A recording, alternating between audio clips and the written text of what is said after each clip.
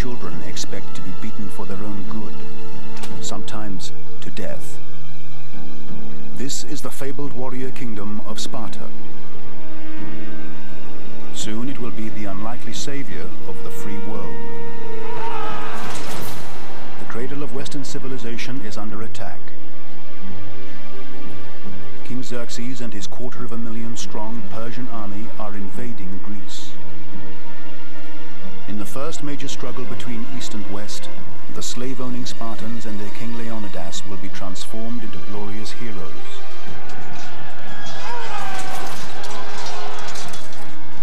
Over the next 2,500 years, their heroic stand will become a legend. The Spartans at the gates of fire.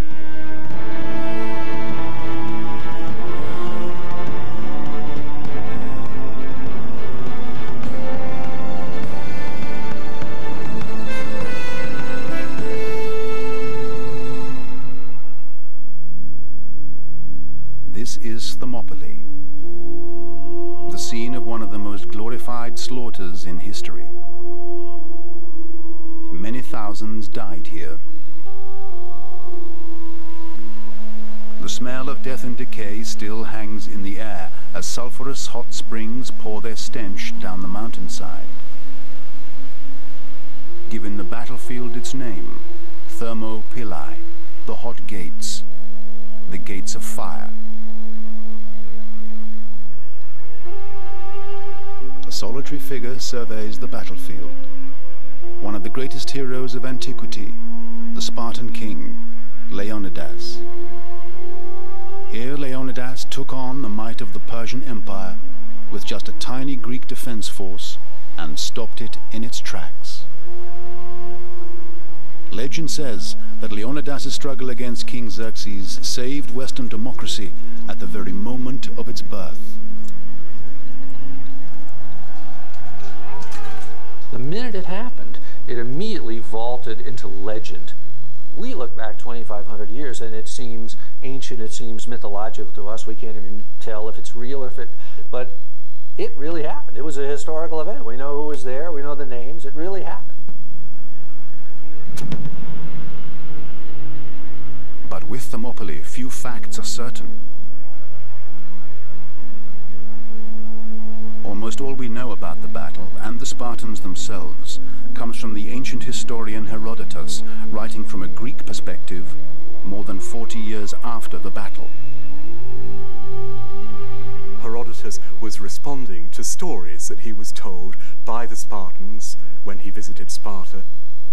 And the Spartans had already put together their version of events by the time Herodotus came to write his history. And the Spartans had, had time to chew it over, had time to lionize Leonidas, had time totally to heroize the Spartan achievement. So Herodotus himself was gathering a partly mythologized version. Whatever the truth, the legend of the Spartans at the Battle of Thermopylae reverberated down the ages. Historians and artists transformed Leonidas and his men into mythical figures until their battle for Greece became seen as a fight for the entire Western world.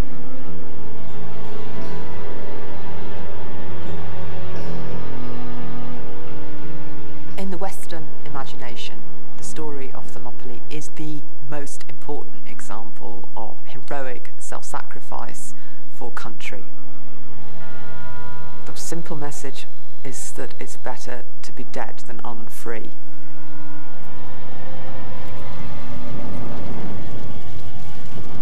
Leonidas came from a secretive and violent society, totally at odds with the rest of Greece.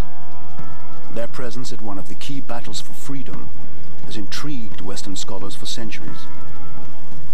For 2,500 years, people have been arguing about them, never agreeing as to who they were, what they did, why they did it. The Spartans have left a wonderful mythical paper trail that nobody has really succeeded in sorting out.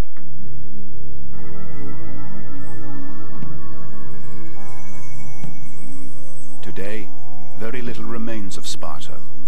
the most isolated and secretive city-state in ancient Greece.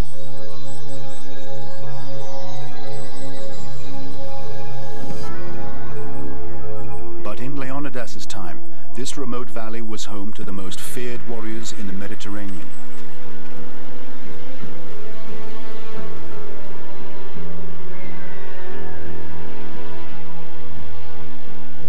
Two and a half thousand years ago, Greece was not a single nation. Sparta was the most fiercely independent of 1,500 feuding city-states. And unlike other Greeks, who spent most of the year farming, all Spartans were full-time warriors. Every time you faced the Spartan army, you faced a mass of identically, perfectly trained Spartans. You were not really confronting even mortal man. You were confronting sort of this eternal notion of unbeatable Sparta. Leonidas was master of his own realm and feared in many more, but his supremacy was about to be challenged.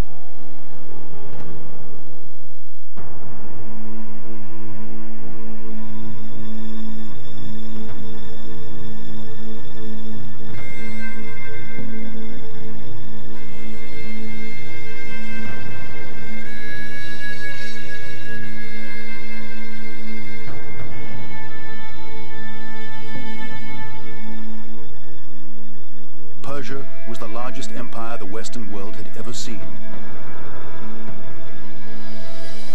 From its center in modern-day Iran, it stretched from India to Egypt.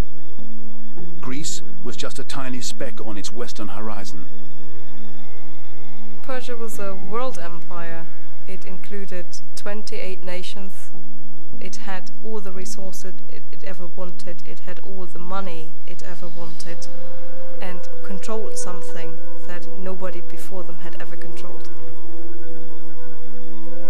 The Persians looked like they could take over the world, but it would be some years before they realized that they would have to get past the Spartans first.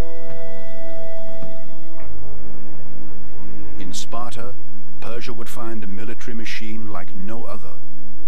Closed to the outside world, Sparta's people thought they were a chosen super race, and with extreme laws and ideals, they planned to stay that way.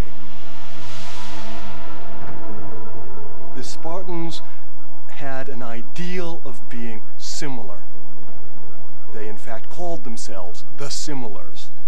They wanted to be the same in their military training, the same in their style of life. The whole way of life of the Spartans is a commitment to a kind of duty to the state, all really under an umbrella commitment to absolute discipline, to never being different from any other Spartan.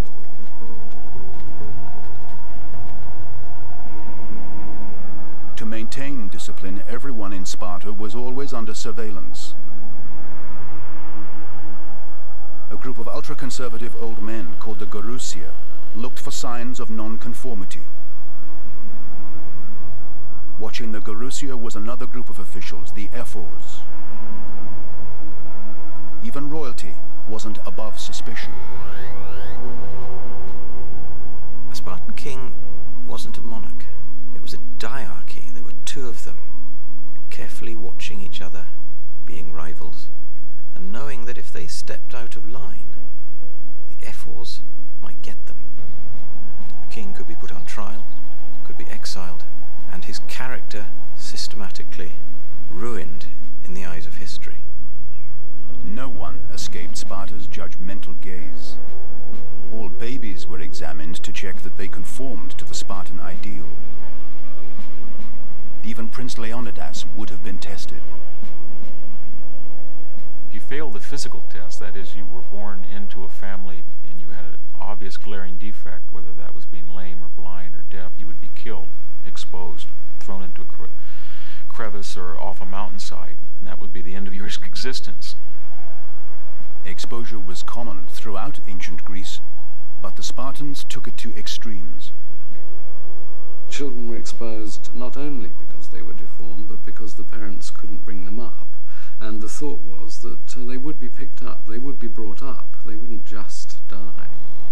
But in Sparta, they absolutely took the view that deformed infants, or infants which even showed some signs of weakness, were to be hurled down a chasm not far from Sparta and literally killed.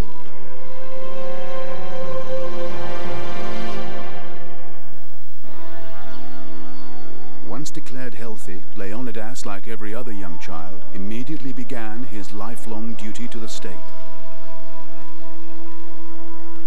A Spartiate boy or a Spartiate girl expected that they would be, in modern terms, nationalized.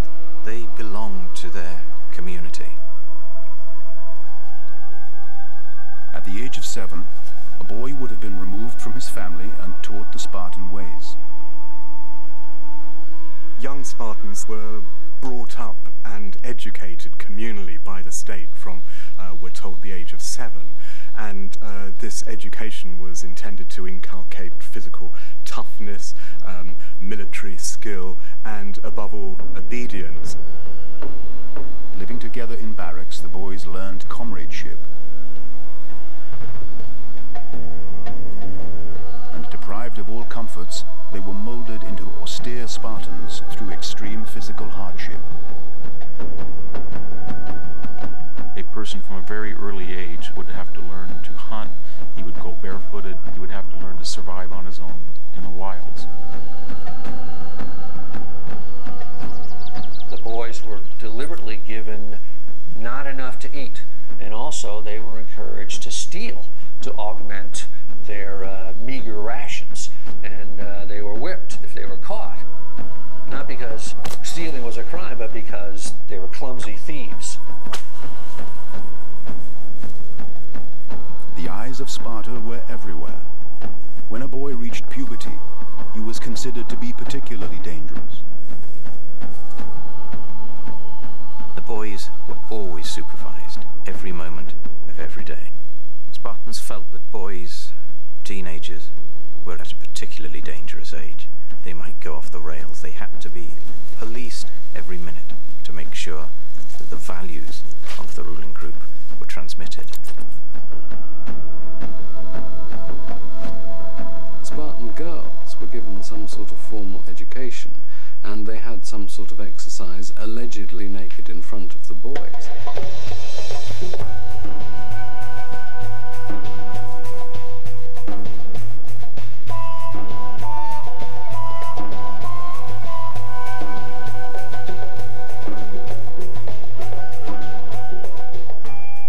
The aim being for them to be, when they married, and they married late by Greek standards, educated, brought up in such a way as to be able to survive the rigours of childbirth. Ideally, they gave birth to boys, because Sparta was a fundamentally military society. So the whole system is geared to producing the largest number of physically fittest fighting males. One of the things that always amazes me is that they ever managed to produce any children, because they were encouraged to go into sort of military homosexual relationships until they were allowed to marry. The Spartans might well be fighting next to their boyfriends. Homosexuality was thought to bind men to their peers. It was your job, with your shield and your spear, to guard your lover. That was part of the cement that kept the Spartan battle line together. Homosexuality was very common in Sparta and was positively looked on, provided it didn't stop men breeding. The Spartan population was perilously small, and so there were laws designed to spice up the sex lives of married couples. A Spartan man wasn't allowed to see his wife in daylight for the first 10 years or so of their marriage. A man was encouraged to see his wife as a splendid sex object. Emotional development was something they didn't want, because families were the source of peculiarity. Spartans wanted to produce similars. They wanted them wheeling on the battlefield with one mind like a flock of birds.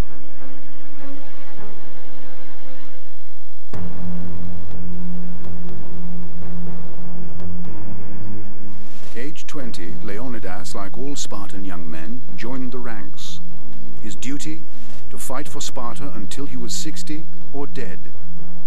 Each boy would have been given Sparta's trademark red cloak, the only uniform in Greece, designed to hide blood, either his own or that of his victims. Leonidas would also have had to obey the Spartan rule to grow his hair into long locks. Sparta's hair was meant to intimidate. It was long, it bristled. These were Spartan dreadlocks. They were for the enemy to dread. When someone looked at a Spartiate, they were meant to draw a message about Spartan society. This man is terrifying. Look at the size of him, the length of his hair, blood-red colour of his cloak. Look at the rest of them there too, calling attention to themselves, masters of the universe.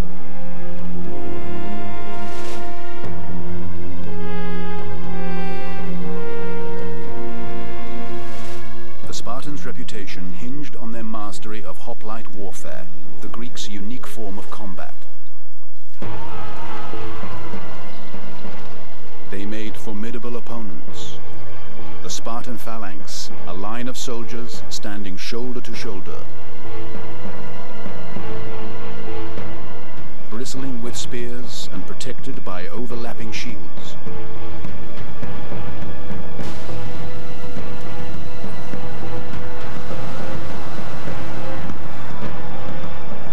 Whilst other Greeks were undisciplined amateurs who charged into battle, the Spartans were more cool-headed. The Spartan reputation in hoplite warfare was formidable. It was based a lot on psychological terror. They were apparently the only hoplites that did not run. They walked to battle to the music of flutes. That seemed to terrify their opponents. We have instances where entire armies ran at the onset.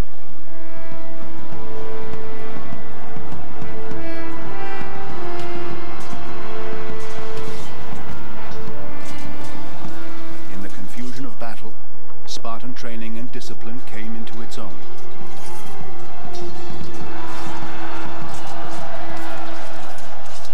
Their mastery of phalanx maneuvers allowed them to move in unison on command.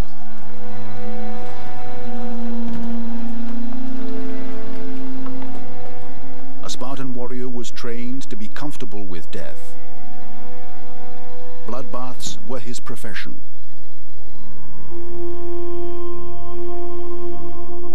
City-states that took on the Spartans expected to suffer.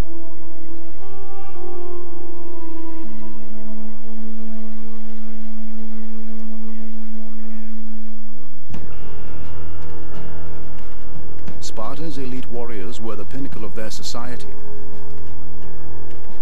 But they were permitted few possessions apart from their weapons. Their warrior code rejected all luxury in favor of austerity and self-deprivation. Even their food was notoriously grim. But the Spartans were conditioned to like it that way. Spartans had what the richest people of any society have. They had the highest status imaginable, and that will compensate for almost any physical deprivation. Other Greeks might think that being wealthy would help them, but they wanted to be wealthy to achieve high status, and the Spartans had achieved that anyway.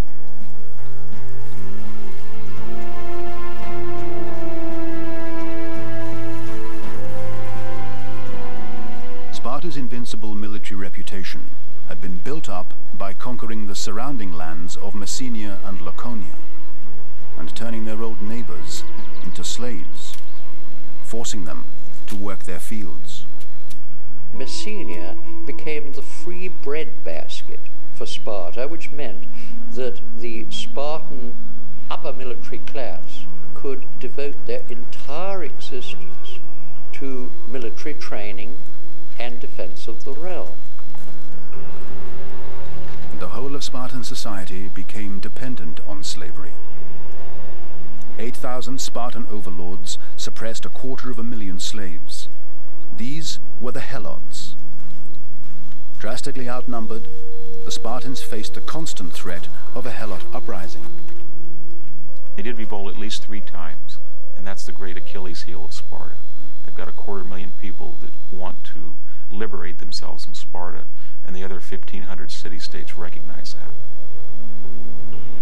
The Spartans devised a whole system of Helot repression that included murder. They were prepared to knock off any of the Helots that they noticed being particularly uppity. And this was done legitimately. It was part of the system. A ritualized declaration of war on the Helots legitimized their murder by the Spartans. Every year, the Spartans declared war on the Helots. They'd no intention of killing them. Their economy rested on the Helots, and so did a lot of their love lives. But it had to be religiously permissible to kill a Helot. And the great time for doing that was at night, because that was the time of greatest terror. The Spartans were connoisseurs of terror, and the Helots had to be intimidated. At night, young Spartans patrolled in death squads. The faceless assassins were known as the Cryptea.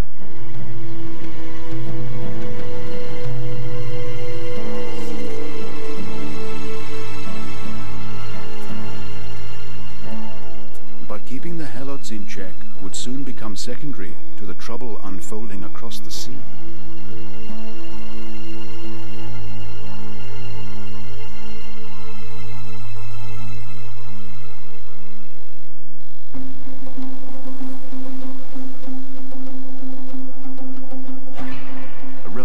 Was taking place, and in its wake would come the events for which King Leonidas and his men would one day become famous. Greek city-states on the Ionian coast were rebelling against their mighty Persian rulers. The Ionians went to Sparta to ask for help. But keeping the Helots under control was more important than taking on a distant empire. The Spartans stayed at home. They were constantly scared of Helot revolts. And this meant that they were very shy indeed of doing any kind of foreign policy, of any kind of foreign adventurism. But Athens, Sparta's greatest rival, was not so conservative. In a move that would prove reckless, they helped the Ionian Greeks burn the Persian city of Sardis to the ground.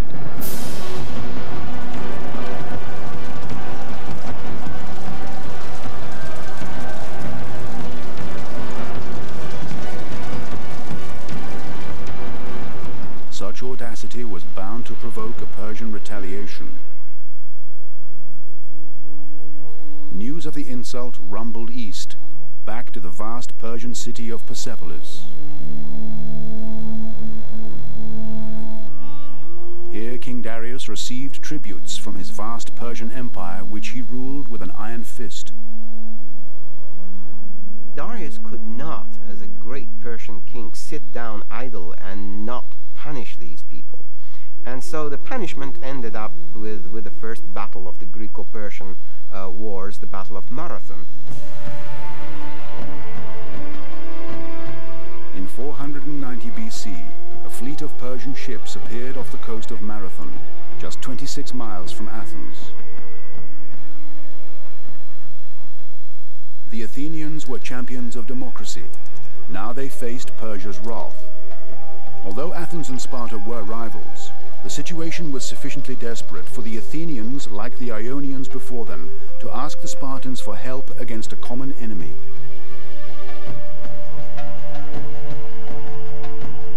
Athens sent Phidippides, their fastest runner, to Sparta.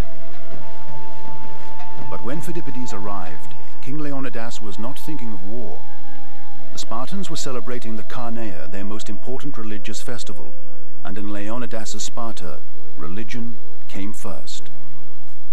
They weren't going to leave, in our terms, the Christmas or Easter celebrations behind. because they could expect the gods to punish them if they didn't carry through the celebration of God's great occasions. This time, their religious obligations kept the Spartans at home. Phidippides was told Sparta would only send troops when the Carnea festival ended. The Athenians took on the Persians alone and forced them back into the sea.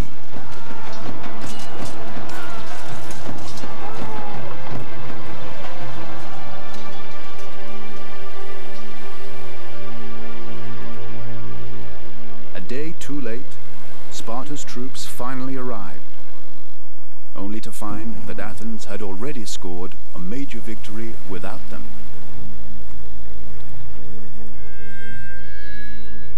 But Marathon was just a minor skirmish compared with what was about to happen.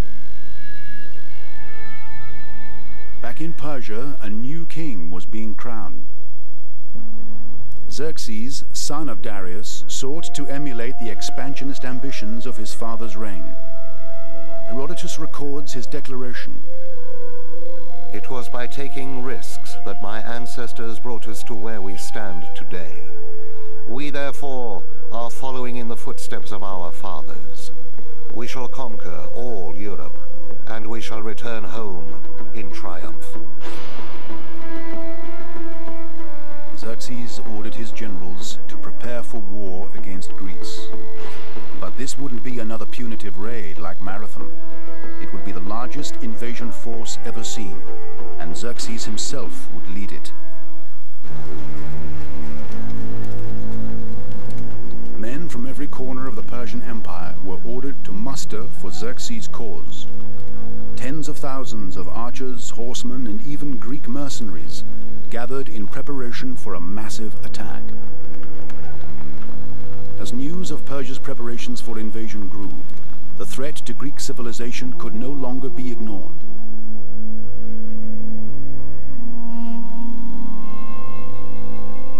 Leonidas went north to Corinth to meet a group of his Greek rivals.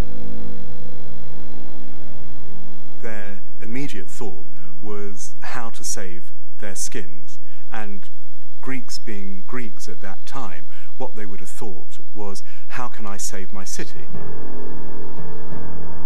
Leonidas knew that Sparta's basic instinct to withdraw to its homeland wouldn't work against Xerxes. It probably would have been very tempting for the Spartans when faced with these unimaginably large numbers from the Persian Empire to defend just their home territory. But they had no worthwhile fleet. Sparta could be surrounded by an enemy who landed from the sea. Sparta had to have an ally with a big fleet, and that meant Athens. For Athens to help Sparta, Leonidas would have to come to an agreement with his former enemy. But although he was willing to lead a small alliance of Greek states against the Persians, he did not have the authority to provide the troops to support them. Over the coming weeks, he would have to convince his Spartans of the need for the Greeks to work together. If you were a Spartan and one of your kings came back and said they want us to march over 250 miles to the north and stop the Persians, whom they had never seen before, to save Greeks that they didn't know very well, most of them would have probably said no. The Spartans considered themselves separate, unique, special. The idea that they would even fight alongside other peoples, other Greeks, was a new concept.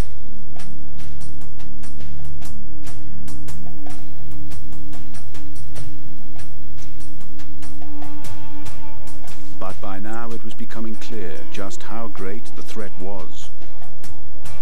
There's a story about two Greek spies who obviously weren't very professional. They were caught. And what Xerxes did, in his absolute confidence, was to show them round. Nothing could have prepared the spies for the sight of the Persian army. They would have seen the place of gathering, of this massive, I believe it's well over 50 different nationality imperial army. When they'd seen the enormous preparations, they would go back and tell the people back home, oh, you might as well give in. You know, this is a juggernaut. This is too big for any of us. With 4 years of preparations complete, Xerxes finally embarked on his invasion. Entering Greece from the north, he hoped to sweep down the coast, shadowed by his Persian fleet. But first, he had to cross the Hellespont Strait between Europe and Asia Minor.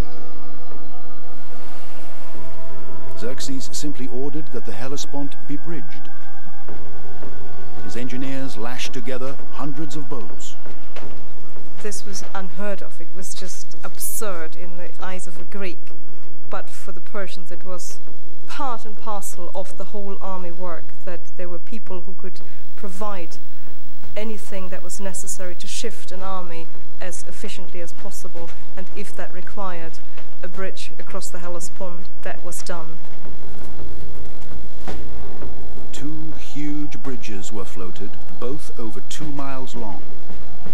But just as the task was complete, the gods, or at least nature, intervened. Herodotus records that a sudden violent storm turned the boats to matchwood. He writes that Xerxes was so enraged, he had the Hellespont whipped and branded with a hot iron. But the resources of the Persian Empire were limitless. Within a month, the Hellespont was bridged again. Xerxes had everything going for him. He did not face a concerted military attempt to block him at the bridgehead, which would have created real problems for him. He crossed completely unopposed. Nothing now stood between Xerxes and mainland Greece.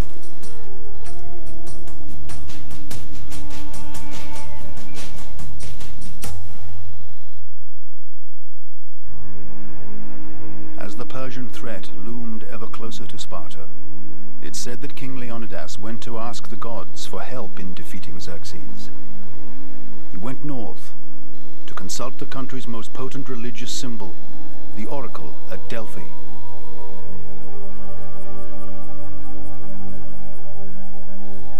The Delphic oracle is the most sacred seat of prophecy in the entire Greek world. When the Spartan king visited the oracle, he would have been surrounded by a huge entourage. This would have been an incredibly exciting and intense and semi-public event, so they would have all been there, desperate to know what the oracle said. The whole experience was heightened by the preparatory rituals that went on beforehand, a sacrifice, scattered water, and a pathway down some secret steps into a subterranean prophetic chamber. Leonidas went to hear the most important prophecy of his life. It came from the god Apollo, speaking through a revered priestess. Steam or smoke arose around her, and then she went into some kind of trance or hypnotic state and uttered the most extraordinary noises. They're often referred to as noises like a dog barking or growling, which are then, in fact, interpreted by male priests of Apollo to the visitor. Herodotus relates what the oracle prophesied for Leonidas, but the prophecy was disastrous. Hear your fate, O dwellers in Sparta of the wide spaces. Either your famed great town must be sacked by Persia's sons, or the whole of Sparta shall mourn the death of a king of the house of Heracles. When Leonidas consulted the oracle, the news was terrible. The Delphic oracle simply said, either a Spartan king must die, or Sparta itself will fall. If Leonidas was going to fight, he would have to act soon. Xerxes' vast army was thundering through Greece, crushing anyone who stood in their way. There's little doubt that a provincial Greek used to armies of a few thousand would have been gobsmacked when he watched the passage of the army of Xerxes, which would have taken days just to walk past one spot. City-states in the north quickly capitulated. As Xerxes took their offerings of earth and water, in desperation, Leonidas and his southern allies constructed a plan to stop the Persian invasion in central Greece. They came up with the battle plan of holding the line of Artemisium by sea connected with Thermopylae by land, and it was a good plan. A line was drawn across Greece. Leonidas swore to stop Xerxes' army at the coastal path of Thermopylae. He would be protected from sea attack by the Athenian fleet at Artemisium. Thermopylae was the threshold to Greece. Xerxes had to march through here to get to Athens and the south.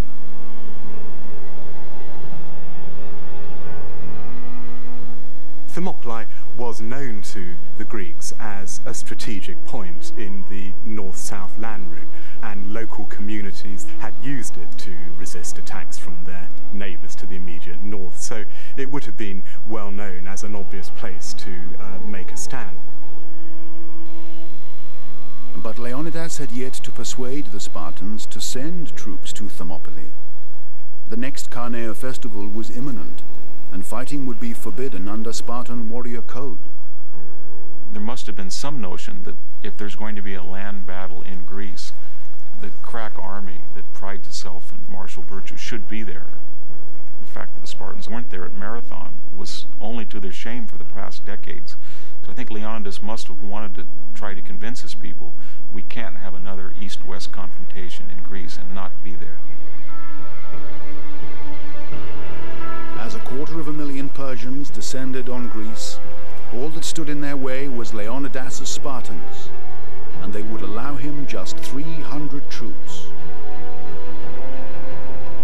The two forces would meet at Thermopylae, the gates of fire, and on the outcome would hang the fate of Western democracy itself.